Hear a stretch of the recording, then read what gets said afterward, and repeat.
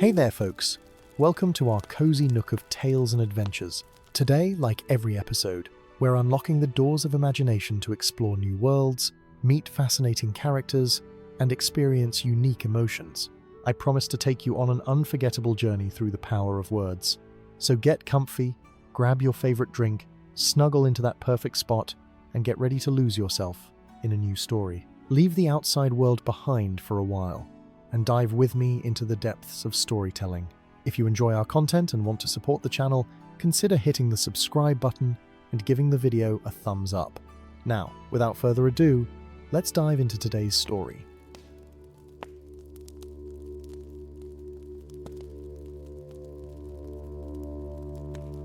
In the heart of the Shire, where the rolling green hills meet the endless sky and the party tree stands as a testament to countless celebrations, there exists a treasure far more precious than any dragon's hoard. It is a collection of stories, whispered by firesides on cold winter evenings, shared over mugs of ale at the Green Dragon, and passed down from grandparent to grandchild through generations unnumbered.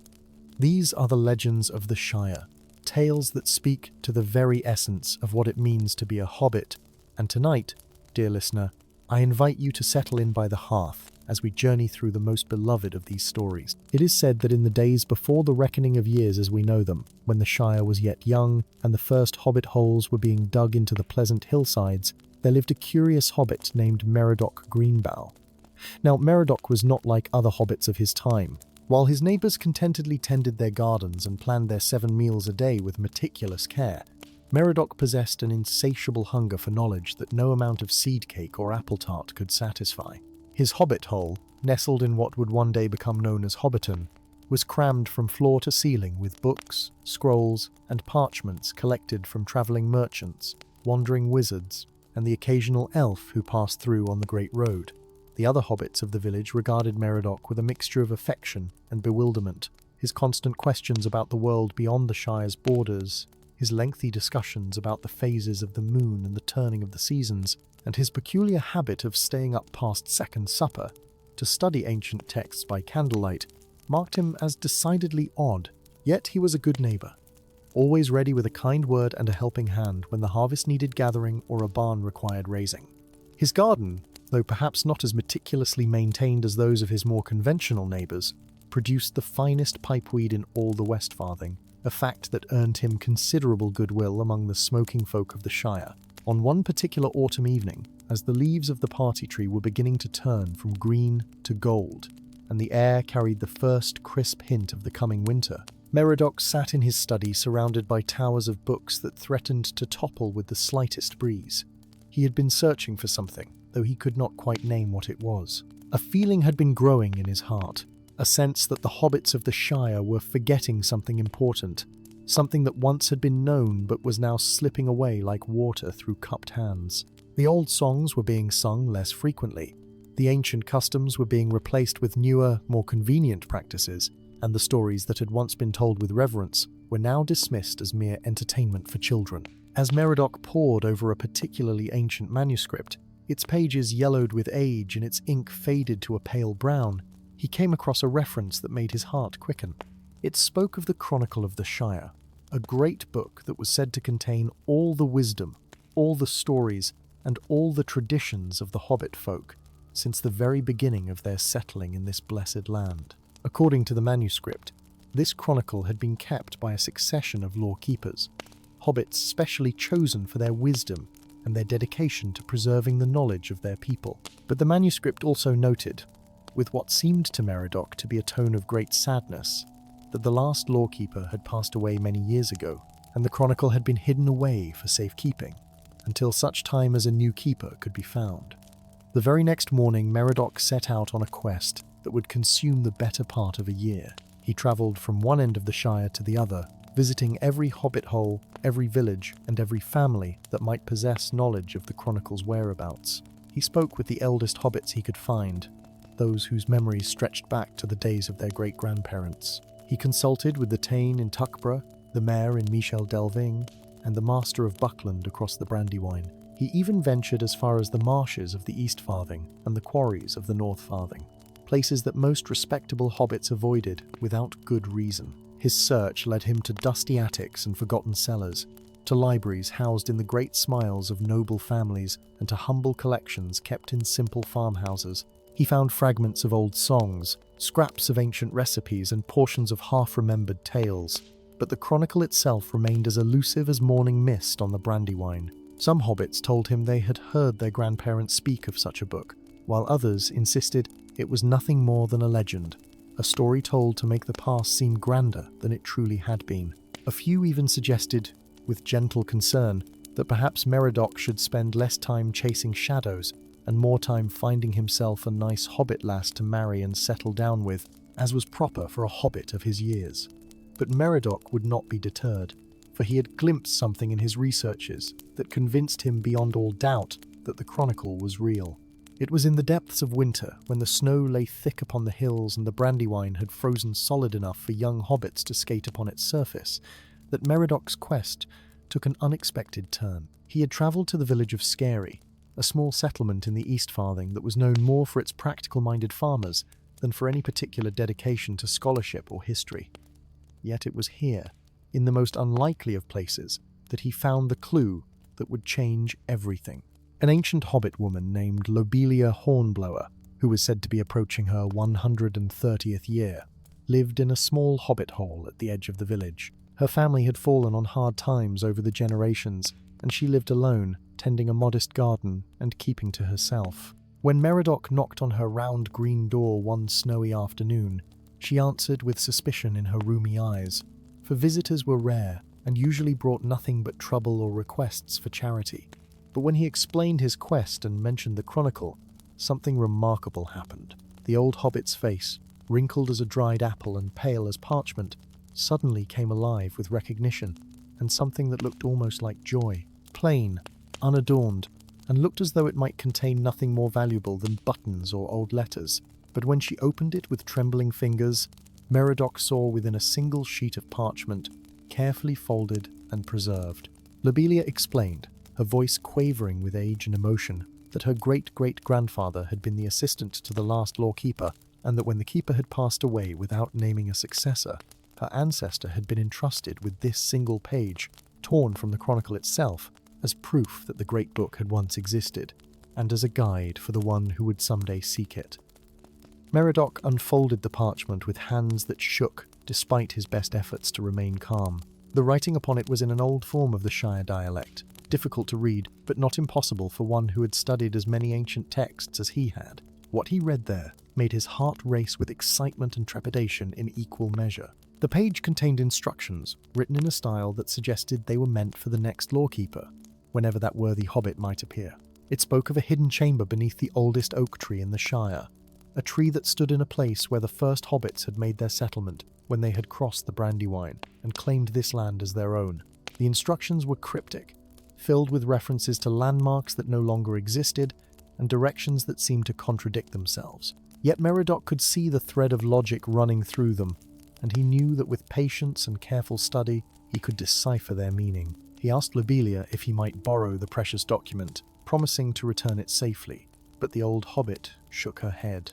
She told him that her family had guarded this secret for generations, and that while she could not give him the parchment, she could do something better. She could come with him on his quest, for she had spent her long years studying this single page, memorizing every word, and pondering its meaning. Meriadoc, the scholarly hobbit from Hobbiton, and Lobelia, the impoverished ancient from Shire, set out together on the final leg of the quest for the chronicle. They travelled slowly, for Lobelia could not manage more than a few miles in a day, and they were forced to stop frequently to rest. But as they journeyed, she shared with him knowledge that had been passed down through her family, stories and traditions that were unknown to the wider world of the Shire. She told him of the first crossing when the hobbits had come from the east, fleeing some disaster that was no longer remembered. She spoke of the three tribes, the Harfoots, the Stores, and the Falahides, and how they had eventually mingled together to become one people. She recounted tales of great winters and terrible floods, of years of plenty and times of want, and through it all, she wove the thread of the lawkeeper's duty to preserve and protect the knowledge of their people. As winter gave way to early spring, and the first green shoots began to push through the melting snow, They came at last to a place that Lobelia identified from the descriptions in the hidden page. It was in the heart of what was now called the Bind Bowl Wood, a stretch of ancient forest that most hobbits avoided, considering it too wild and uncivilized for respectable folk. Here, standing alone in a small clearing, was an oak tree of such tremendous age and size that it seemed to belong to another era entirely. Its trunk was so broad that it would take a dozen hobbits holding hands to encircle it, and its branches reached up toward the sky like the arms of some great giant frozen in time. Following the instructions that Lobelia had committed to memory, Meriadoc began to search the base of the great oak tree. The parchment had spoken of a stone marked with 3 circles, the ancient symbol of the 3 tribes of hobbits, and this stone would mark the entrance to the hidden chamber. For hours he searched, pushing aside moss and ferns, clearing away decades of fallen leaves and the accumulated debris of countless seasons. Lobelia sat upon a fallen log, watching him work and offering occasional guidance, reminding him of details from the instructions that he might have overlooked in his eagerness. The sun was beginning to sink toward the western horizon, painting the sky in shades of orange and pink, when Meridoc's fingers finally found what they had been seeking. Beneath a thick carpet of moss, hidden so well that only someone who knew exactly what to look for would ever find it, was a flat stone, bearing the weathered but unmistakable mark of 3 interlocking circles. His heart pounding with anticipation, he cleared away the remaining moss and dirt, revealing that the stone was not simply a marker, but actually a covering, a lid of sorts that had been cleverly fitted into the ground. With great effort, for the stone was heavy and had settled firmly into place over the long years, Meriadoc managed to pry it loose and shift it aside. Beneath it was darkness, a hole that descended into the earth, at an angle that suggested it was more of a tunnel than a simple pit. The opening was just large enough for a hobbit to squeeze through, and from its depths came a smell of earth and age, but also something else, a faint scent that reminded Meriadoc of old books and dried herbs. He looked back at Lobelia, who nodded encouragingly, though he could see the mixture of excitement and apprehension in her ancient eyes. Meriadoc had brought a lantern with him, as any sensible hobbit would when venturing into unknown places, and he lit it now with steady hands despite the trembling of his heart. The warm glow of the lantern pushed back the darkness below, revealing earthen walls that had been reinforced with wooden beams, old but still sturdy, suggesting that whoever had constructed this hiding place had intended it to last. He called back to Lobelia that he was going down and that she should wait for him above, but the old hobbit would have none of it. She insisted that she had come this far and would see the quest through to its end, even if it meant crawling on her hands and knees through the tunnel. And crawl they did, for the passage was low and narrow, clearly designed to be difficult to navigate for any but the most determined seeker. The tunnel descended at a gentle slope, winding this way and that, and Meriadoc had the impression that it had been made deliberately confusing to discourage casual exploration. The air grew cooler as they descended, and the silence was profound, broken only by the sound of their own breathing and the occasional scrape of a knee or elbow against the earthen walls. After what seemed like an eternity, but was probably no more than 20 minutes, the tunnel opened into a chamber. The chamber was not large, perhaps the size of a comfortable parlour in a modest hobbit hole, but it had been carefully constructed with smooth walls and a floor of fitted stones.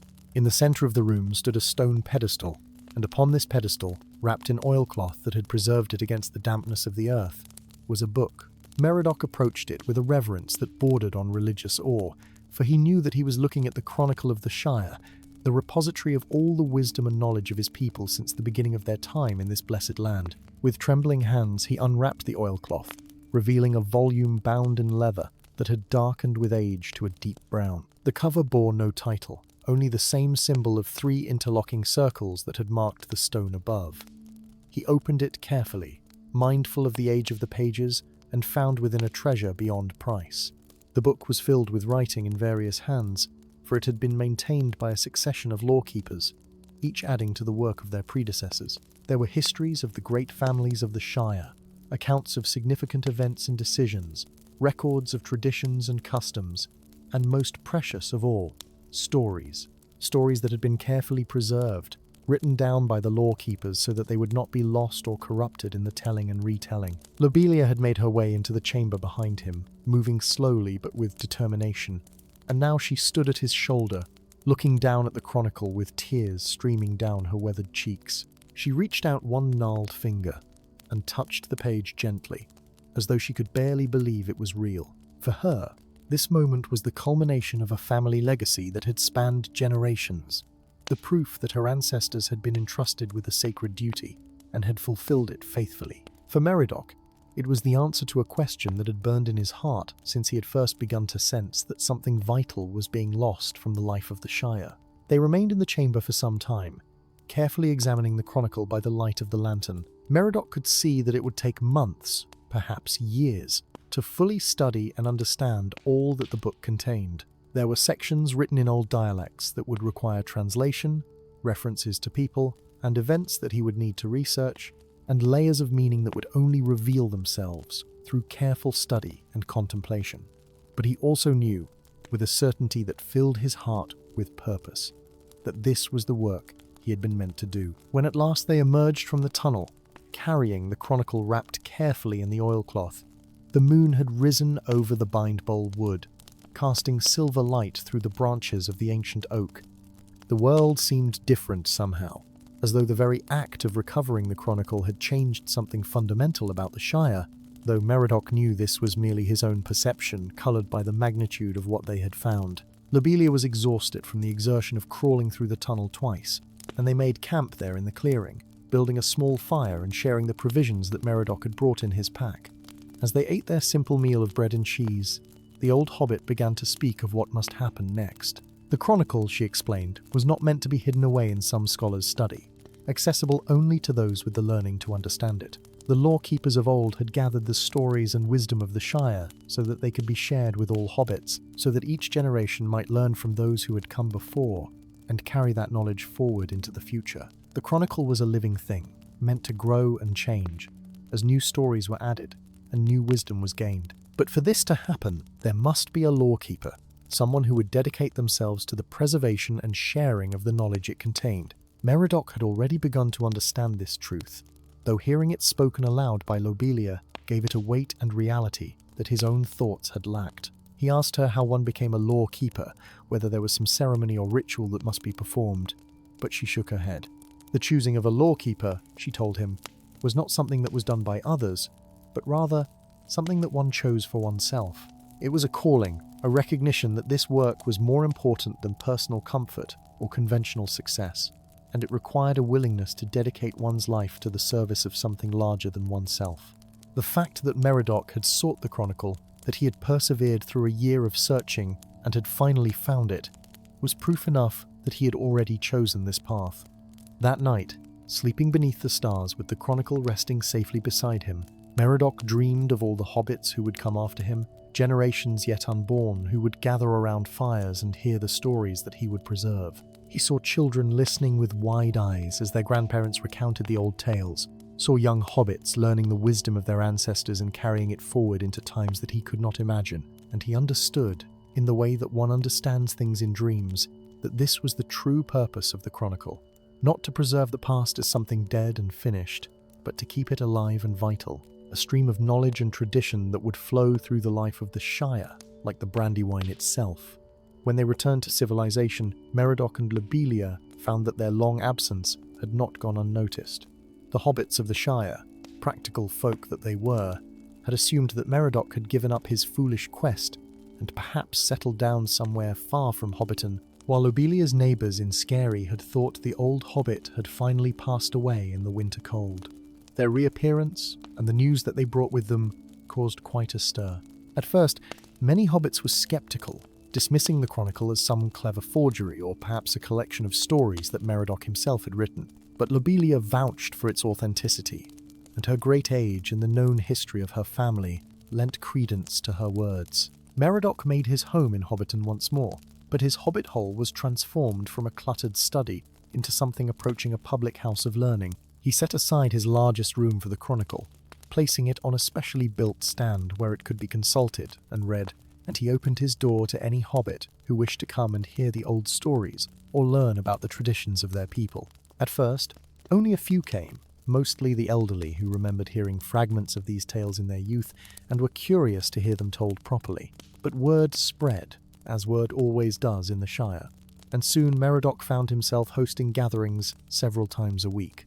He would read from the chronicle, not in his own words, but in the words of the lore-keepers who had come before him, preserving the authentic voice of the past, even as he helped to interpret and explain it for his listeners. He read of the crossing of the Brandywine, of the claiming of the Shire, and the establishment of the first settlement. He read of great droughts and floods, of bumper harvests and lean years, of feuds between families that had lasted for generations and the reconciliations that had finally ended them. He read of heroes and fools, of wise hobbits and foolish ones, of traditions established and traditions abandoned. And through it all ran the continuous thread of hobbit life, ordinary and extraordinary in equal measure. But Meriadoc did not merely read from the chronicle. Following the example of the lore-keepers before him, he also began to add to it. He recorded the stories that hobbits told him, stories that had been passed down in their families but had never been written down. He documented the customs and traditions of different parts of the Shire, noting the variations and attempting to trace them back to their origins. He interviewed the oldest hobbits he could find, recording their memories before those memories were lost forever, and he encouraged others to do the same, to pay attention to the stories and wisdom of their elders, to ask questions and seek understanding, rather than simply accepting things as they had always been done. As the years passed, Meridoc's work as lore-keeper became woven into the fabric of Shire life. What had once seemed strange and eccentric was now recognized as valuable and important. Parents brought their children to hear the old stories, hoping to instill in them a sense of connection to their heritage. Young hobbits who were about to be married came to learn about the traditional wedding customs, wanting to honor the ways of their ancestors even as they built new lives together. Farmers consulted the chronicle's records of past growing seasons, searching for patterns that might help them predict the weather or plan their plantings. And when disputes arose between neighbors or families, they sometimes came to Meriadoc to learn how similar conflicts had been resolved in the past. But the work was not without its challenges. There were some hobbits, particularly among the wealthier and more established families, who viewed the chronicle with suspicion or even hostility. They worried that the old stories might contain unflattering accounts of their ancestors, or that the traditions Meriadoc was preserving might conflict with the newer, more convenient ways of doing things that they had adopted. There were whispers that Meriadoc was stirring up trouble, that he was making hobbits dissatisfied with the present by constantly reminding them of the past. Some even suggested that the chronicle should be locked away again, kept safe but inaccessible, preserved but not used. These criticisms troubled Meriadoc, for he understood their source. The past was not always comfortable or convenient. The chronicle contained stories of hobbits who had made terrible mistakes, of injustices that had been committed, and wrongs that had never been righted. It recorded traditions that some found outdated or restrictive, customs that no longer fit the changing times. But Meriadoc believed firmly that knowledge of the past, even when that knowledge was uncomfortable, was better than ignorance. Only by understanding where they had come from, both the good and the bad, could hobbits make wise choices about where they were going. It was Lobelia who helped him navigate these difficult waters. Though she had returned to her simple life in Scary after their discovery of the chronicle, she remained in regular correspondence with Meriadoc, and her counsel was invaluable. She reminded him that the role of the lore-keeper was not to judge the past or to prescribe the future, but simply to preserve and share the knowledge that had been entrusted to them. Some hobbits would embrace that knowledge and learn from it, while others would reject it or ignore it. And that was as it should be. The important thing was that the knowledge remained available, that the stories continued to be told, so that each generation had the opportunity to learn from those who had come before. As Meriadoc grew older and his brown hair began to turn grey, he realized that he must begin to think about the future of the chronicle after his own time had passed. He had no children of his own, having devoted his life entirely to his work as lore-keeper, and there was no obvious successor to take up the burden when he could no longer carry it. This troubled him greatly, for he had seen how the chronicle had nearly been lost once before, and he was determined not to let that happen again. He began to watch the young hobbits who came to his gatherings, looking for one who showed the dedication and the calling that would be necessary for a lore-keeper. For a long time, he found no one who seemed quite right. There were hobbits who loved the stories, but lacked the discipline needed for the meticulous work of recording and preserving. There were others who had the scholarly temperament, but seemed more interested in the chronicle as an academic curiosity than as a living connection to their people. And there were many who simply had other paths in life. other callings that were equally valid and important, but different from the work of the lawkeeper. Then one spring evening, a young hobbit lass named Primula Brandybuck came to one of Merodach's gatherings. She was perhaps 30 years old, young by hobbit standards, with the bright eyes and quick mind of the Brandybuck clan. She had grown up in Buckland, across the Brandywine, and she had heard stories of the Chronicle and its keeper from travellers who had visited Hobbiton. She had come, she explained, because she wanted to learn everything she could about the old ways, for she feared they were being forgotten in Buckland, where the influence of the outside world was stronger than in the more sheltered parts of the Shire. Merodach welcomed her warmly and invited her to attend his gatherings regularly. Over the months that followed, he watched her carefully, noting how she listened with complete attention when the stories were being told, how she asked thoughtful questions that showed she was not merely memorizing but truly understanding. She began to help him with small tasks, copying out sections of the Chronicle, to share with hobbits who lived too far away to visit Hobbiton regularly, or organizing the various notes and documents that Merodach had accumulated over the years. And gradually, he began to see in her the same calling that had driven him to seek out the Chronicle all those years ago. One evening, after the other visitors had departed, and they sat alone by the fire in his study, Merodach asked Primula a question that he had been pondering for some time. He asked her what she thought was the purpose of the Chronicle, why it mattered whether the old stories were preserved or allowed to fade away. She was quiet for a long moment, gazing into the flames as she considered her answer.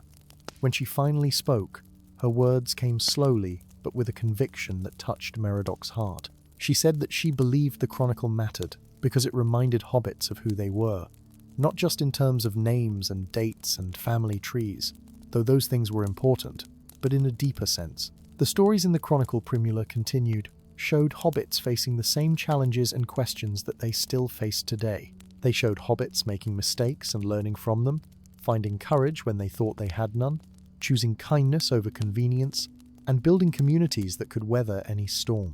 By reading these stories, by hearing how their ancestors had navigated the difficulties of life, hobbits could find guidance and inspiration for their own journeys. The Chronicle was not a book of rules or commandments, but rather a collection of wisdom earned through lived experience, offered freely to anyone who sought it. Merodach felt tears prick his eyes as he listened to her speak, for he knew in that moment that he had found his successor. And over the months and years that followed, he began to teach her everything he knew, not just about the Chronicle itself, but about the deeper work of preserving and sharing the knowledge it contained. He showed her how to read the different hands and dialects in which the various sections had been written. He taught her the art of listening, of drawing stories out of reluctant tellers, of recognizing when a tale had been embellished or altered, and gently guiding it back to its authentic form.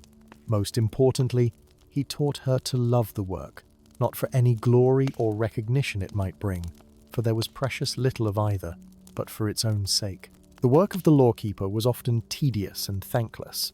It meant spending long hours copying out texts by candlelight until one's eyes ached and one's hand cramped. It meant travelling to remote corners of the Shire to interview elderly hobbits who might or might not have anything valuable to share. It meant defending the importance of the work to those who saw it as a waste of time, and patiently explaining its purpose to those who misunderstood. But it also meant being the keeper of something precious, the guardian of the collective memory of the Hobbit people, and that was a privilege beyond measure. Primula proved to be an apt student, with a dedication that matched Merodach's own. She moved to Hobbiton permanently, taking up residence in a small hobbit hole not far from Merodach's, and she became a familiar sight in the village, always with a notebook in her pocket and a friendly greeting for everyone she met. She had a gift for making people feel comfortable, for drawing them out and encouraging them to share their stories without making them feel as though they were being interrogated or studied. Soon she had built her own network of informants and friends throughout the Shire, hobbits who would send her word when they remembered an old story or discovered some interesting bit of family history. As Merodach's health began to fail, as happens to all hobbits eventually no matter how vigorous they may be in their youth, he took comfort in knowing that the Chronicle would be in good hands. He spent his final years working with Primula to organize and catalogue all the additions he had made over his decades as lawkeeper, ensuring that nothing would be lost or forgotten. He wrote down his own story, the tale of how he had searched for the chronicle and found it with Lobelia's help, so that future generations would know how it had been recovered from its long hiding. And he formally named Primula as his successor, though in truth she had already been serving in that role for several years. When Meriadoc Greenbough finally passed away, peacefully in his sleep at the remarkable age of 142, all of Hobbiton turned out for his funeral. Hobbits came from every corner of the Shire to pay their respects, for by then his work had touched nearly every family in the land.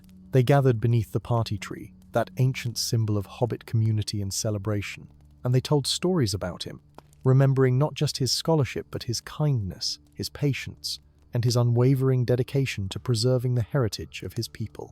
And when the formal ceremonies were complete, Primula stood before the assembled hobbits and read from the chronicle, choosing passages that spoke of continuity and renewal, of endings that were also beginnings, of the eternal cycle of life in the Shire.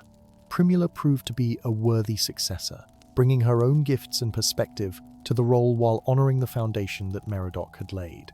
She continued the gatherings, the interviews, the careful recording of stories and traditions, but she also found new ways to share the Chronicle's treasures with the wider world of the Shire. She began a tradition of sending out copies of selected stories to be read at festivals and celebrations throughout the year, so that even hobbits who could not travel to Hobbiton might benefit from the wisdom of their ancestors. She established a network of volunteer scribes who helped to make copies of portions of the Chronicle, creating a distributed archive that would protect against the loss of the original. And she trained her own successor, just as Meriadoc had trained her, ensuring that the line of lawkeepers would continue unbroken. That successor, in turn, trained another, and so the tradition continued through the generations. Each lawkeeper brought their own personality and gifts to the work, finding new ways to keep the old stories alive and relevant. Some were natural performers who could hold an audience spellbound with their telling of the ancient tales. Others were meticulous scholars who delighted in tracking down obscure references and solving historical mysteries. Still others were gifted teachers who found ways to make the lessons of the past accessible and meaningful to the young. Through times of peace and times of trouble, through years of plenty and years of want, the Chronicle of the Shire endured. The Chronicle grew as well, for each lawkeeper added to it, recording the events and stories of their own time so that future generations would have a complete account of the history of the Shire. Wars came and went, though mostly they happened far away and touched the Shire only lightly. The hobbits remained a peaceful folk, concerned primarily with the growing of crops, the raising of families, and the enjoyment of simple pleasures. But even in their peaceful corner of Middle-earth, there were events worth recording, changes worth noting, and stories worth preserving. One such story, added to the Chronicle during a time of particular difficulty, tells of a great drought that struck the Shire in the days when a lawkeeper named Rufus Took held the position. The rains failed for 3 years running, and the rivers and streams dwindled to mere trickles. The harvests were poor, and many hobbits faced genuine hunger for the first time in living memory.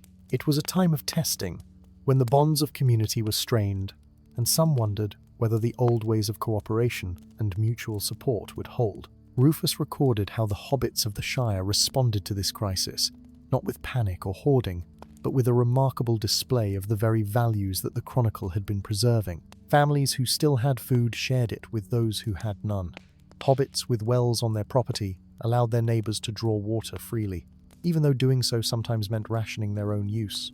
The wealthier families opened their storerooms, distributing grain and preserved foods to those in need.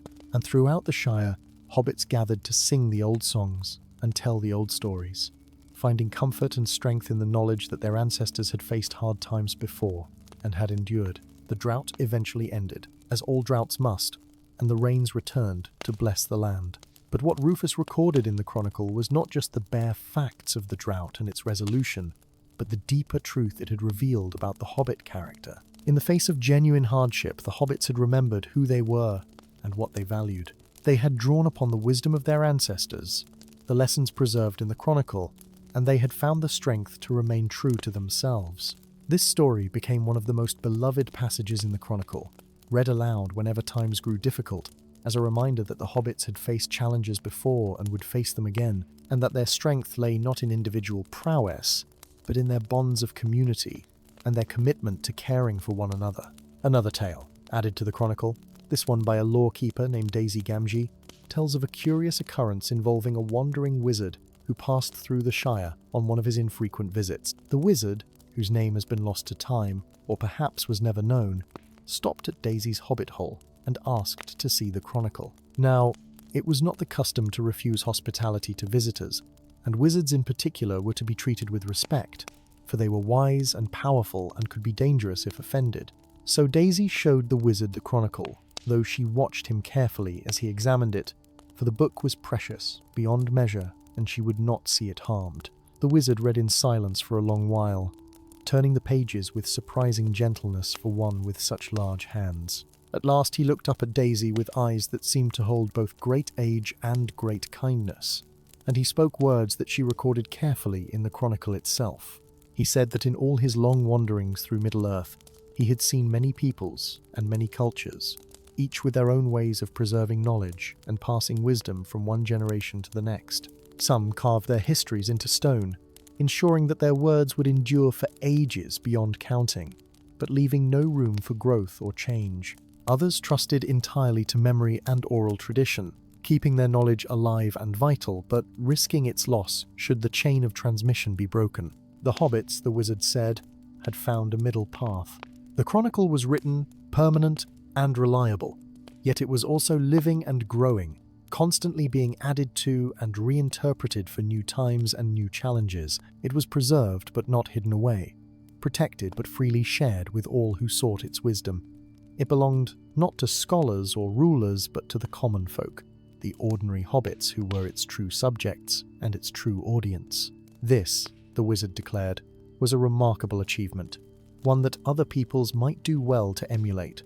The hobbits might seem simple to the great and powerful of Middle-earth, concerned only with food and comfort and the small pleasures of daily life.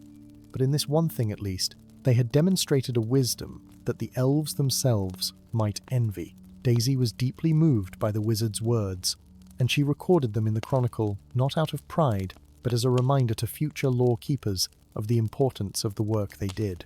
The chronicle was not just a collection of old stories gathering dust in a forgotten corner. It was a living connection between past and present, between the individual and the community, between the challenges faced by hobbits long ago and those that would be faced by hobbits yet to come. To maintain it, to add to it, to share its wisdom freely with all who sought it, was not merely a scholarly pursuit but a sacred trust, a responsibility that each lawkeeper bore on behalf of all their people. As the years turned into decades, and the decades into centuries, the tradition of the lawkeeper became as much a part of the Shire as the harvest festivals and the midsummer celebrations. Young hobbits grew up knowing that if they wanted to learn about their family history or understand an old custom, they could visit the lawkeeper and find answers.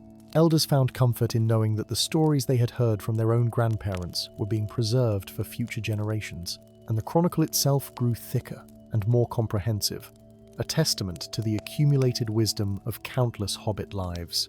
But with this growth came new challenges. The chronicle had become so large that no single hobbit could hope to read it in its entirety, even if they devoted their whole life to the task. The various sections, written in different hands and different dialects, sometimes contradicted each other or told different versions of the same events, and the sheer volume of material made it difficult to find specific information when it was needed. The lawkeepers struggled with these problems, trying various solutions but never quite finding one that satisfied them completely. It was a lawkeeper named Milo Brandybuck, a distant descendant of Primula, who finally addressed these challenges in a systematic way. Milo was blessed with an extraordinarily organized mind, the sort that delighted in creating systems and structures that brought order out of chaos. He spent years studying the chronicle, noting patterns and themes, identifying which stories appeared in multiple versions and which were unique. He created an index, a massive undertaking in itself, that allowed anyone to find references to specific people, places, or events throughout the entire chronicle. He also began the work of annotating the more obscure passages, adding footnotes that explained references that might be unclear to readers unfamiliar with the historical context. But Milo's greatest contribution was his recognition that the chronicle need not remain a single volume.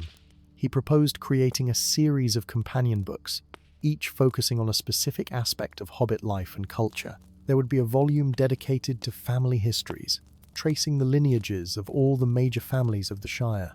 Another would collect all the traditional songs and poems, preserving not just the words but notes on how they were to be performed. A third would be devoted to practical wisdom, gathering together all the accumulated knowledge about farming, cooking, building, and the other crafts that sustained Hobbit life. And so on, each volume carefully organised and cross-referenced with the main chronicle. This project was far too large for any one Hobbit to complete, so Milo enlisted the help of volunteers from throughout the Shire. He trained teams of scribes who could copy texts accurately and quickly. He worked with specialists in various fields, farmers and cooks and builders and musicians, who could help ensure that the practical knowledge was recorded correctly. And he established a workshop in Hobbiton where this work could be carried out, a place where hobbits interested in preserving their heritage could gather and contribute their skills. The work took decades, continuing long after Milo himself had passed the role of lawkeeper to his successor. But eventually, the companion volumes were completed, and they proved to be enormously valuable. Now, a young hobbit interested in learning about farming could consult the agricultural volume without having to wade through centuries of family histories and ceremonial customs. A bride planning her wedding could find all the traditional songs and rituals gathered in one convenient place, and scholars studying the history of the Shire had resources that made their work far easier and more productive. Yet even as the Chronicle and its companion volumes grew and evolved, the core purpose remained the same. The lawkeepers continued to gather stories, to record traditions, to preserve the wisdom of the past for the benefit of the future, and they continued to share this knowledge freely, for the Chronicle belonged not to them, but to all hobbits. Every autumn, during the Harvest Festival, the current lawkeeper would read selections from the Chronicle in the town square, choosing stories that seemed particularly relevant to the times, or simply ones that were especially entertaining. These public readings became one of the most anticipated events of the year, drawing crowds of hobbits who would sit for hours listening to the tales of their ancestors. One particularly memorable reading occurred during a time when the Shire was facing a decision about whether to build a new road that would make travel easier but would also require cutting down a grove of ancient trees. The hobbits were divided on the issue, with some arguing for the convenience of the new road, and others insisting that the trees must be preserved. Tempers had grown heated, and there was real concern that the dispute might cause lasting divisions in the community. The lawkeeper at that time, a wise old hobbit named Poppytook, chose to read from a section of the Chronicle that told of a similar controversy from centuries before. In that case, the hobbits had been debating whether to drain a marsh to create new farmland or to preserve it as a habitat for the birds and other creatures that lived there. The Chronicle recorded both the passionate arguments on each side and the eventual compromise that had been reached. The hobbits had drained part of the marsh but preserved the rest, creating new farmland while also maintaining the natural habitat. Both sides had given up something they wanted, but both had also gained something valuable, and the compromise had served the Shire well for generations. Poppy did not tell the hobbits what they should decide about the road and the trees. That was not the role of the lawkeeper, to make decisions for others, or to use the Chronicle as a weapon in contemporary debates. But by sharing the story from the past, Poppy reminded the hobbits that they were not the first to face such a choice, and that wisdom and compromise were possible even when passions ran high. The story gave them a framework for thinking about their own dilemma, a way of seeing beyond their immediate positions to consider the longer view.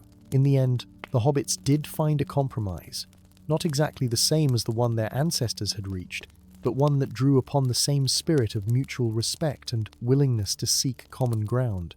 This incident illustrated one of the most important functions of the Chronicle, one that Meriadoc Greenbough himself might not have fully anticipated when he first began his quest. The Chronicle was not merely a historical record or a repository of interesting stories. It was a tool for helping hobbits navigate the challenges of their own time, a source of wisdom that could illuminate present difficulties by showing how similar problems had been addressed in the past. The stories it contained were not dead things, fossils of a vanished age, but living resources that could speak to each new generation in its own language and its own context. Of course, not every problem faced by the hobbits of the Shire had a clear parallel in the Chronicle. The world was always changing, always presenting new challenges that required new solutions. But even when the specific circumstances were different, the underlying principles remained the same. The value of community over individualism, the importance of thinking about the long-term consequences of present actions, the necessity of balancing competing goods rather than insisting that one value must always triumph over all others. These were the lessons that ran through the chronicle like threads of gold through a tapestry, and they remained relevant no matter how much the surface details of life in the Shire might change. As the Shire approached the end of its third age, as it would later be reckoned, the chronicle had become an indispensable part of Hobbit life. Yet it remained, in essence, what Meriadoc had always envisioned it to be. Not a dusty relic locked away in a vault, but a living connection between past and present. Not a source of rigid rules and unchanging commandments, but a collection of wisdom offered freely for anyone to consider and apply as they saw fit. Not the property of scholars or the tool of rulers, but the common heritage of all hobbits, preserved by the lawkeepers on behalf of the entire community. The lawkeepers themselves had evolved over the centuries, but the fundamental nature of their calling remained unchanged. They were not priests or judges, not rulers or teachers in the conventional sense. They were simply hobbits who had chosen to dedicate themselves to the work of preservation and sharing, who found meaning and purpose in maintaining the connection between the generations. Some were more talented than others, some more dedicated, some more beloved by their communities, but all shared a commitment to the work that transcended personal ambition or desire for recognition. And the work continued, year after year, generation after generation. New stories were added to the chronicle, recording the events of each passing year. Old stories were copied and recopied, ensuring that they would not be lost to the ravages of time. The companion volumes were updated and expanded as new knowledge was gained or old knowledge was rediscovered. And the gatherings continued. The public readings and the private consultations, the training of new scribes and the patient answering of questions from hobbits, young and old. There came a time, in the later years of the Shire's history, when events of great significance touched even the hobbits in their peaceful corner of Middle-earth. Great wars were fought, and some hobbits found themselves drawn into adventures far beyond the borders of their homeland. These events were recorded in the chronicle, of course, but they were recorded in the same spirit as everything else. Not as tales of glory or epic heroism in the style of elves or men, but as stories of ordinary hobbits doing what needed to be done, finding courage they did not know they possessed, and eventually returning home to the simple life they had always loved. The lawkeeper who recorded these events, a hobbit named Fulco Boffin, took great care to capture not just the dramatic moments, but also the smaller, more personal details that revealed the essential hobbit nature of the participants.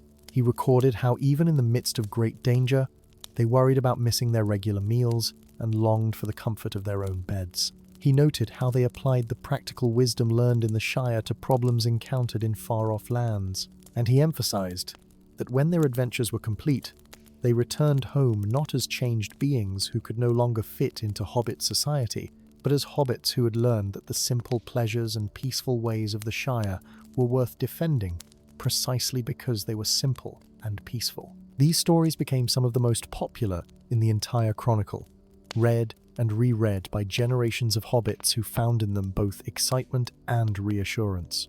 Exciting because they showed that hobbits could rise to great challenges when necessary, that beneath their love of comfort and routine lay reserves of courage and determination. Reassuring because they showed that these qualities did not require hobbits to abandon their essential nature, that one could be both brave and fond of good food, both adventurous and devoted to home and hearth. As the ages turned and Middle-earth itself changed in ways both subtle and profound, the Shire remained a place apart, a green and pleasant land where hobbits continued to live much as they always had.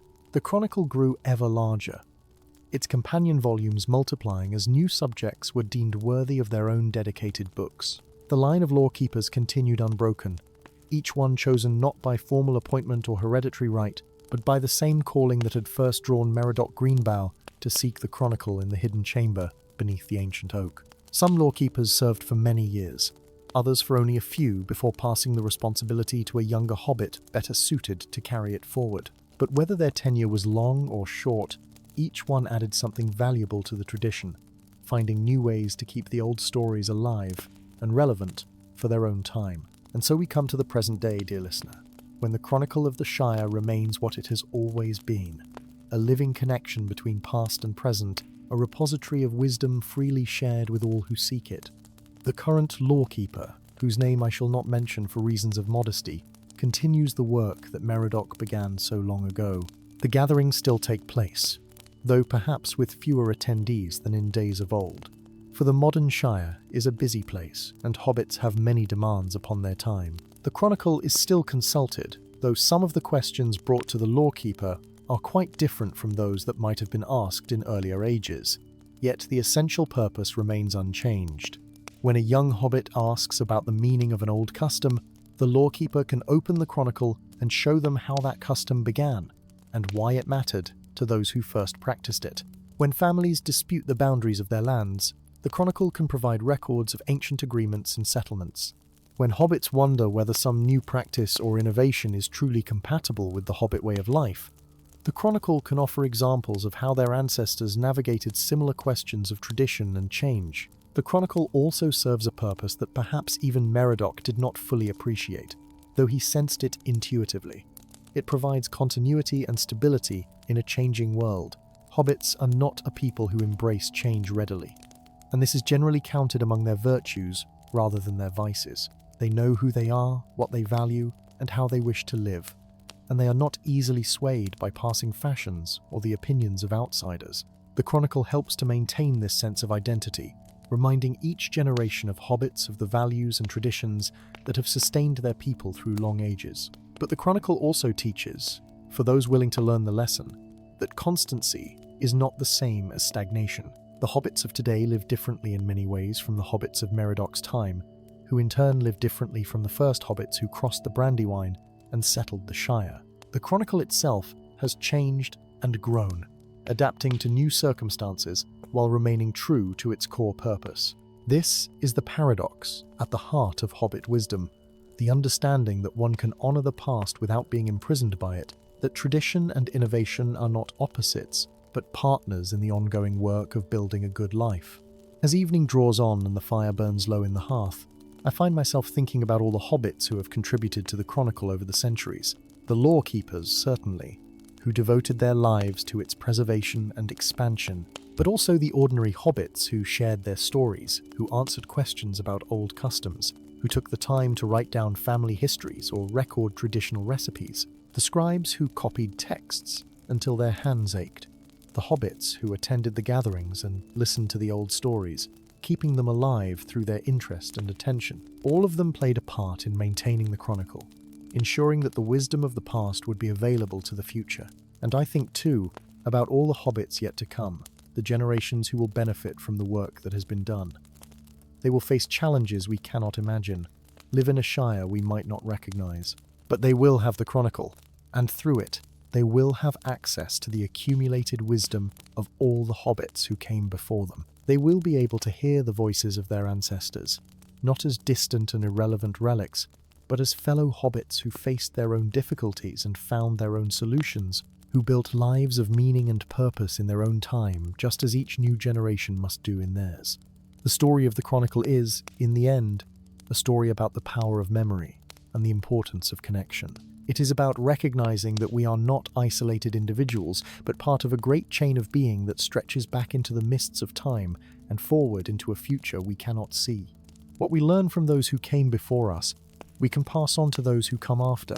The mistakes they made can teach us to avoid similar errors. The wisdom they gained through experience can help us navigate our own challenges. And the simple fact that they faced difficulties and endured, that they built good lives despite hardship and uncertainty, can give us courage to do the same. So let us give thanks for Meriadoc Greenbough, who sought the Chronicle when it was lost and brought it back into the light.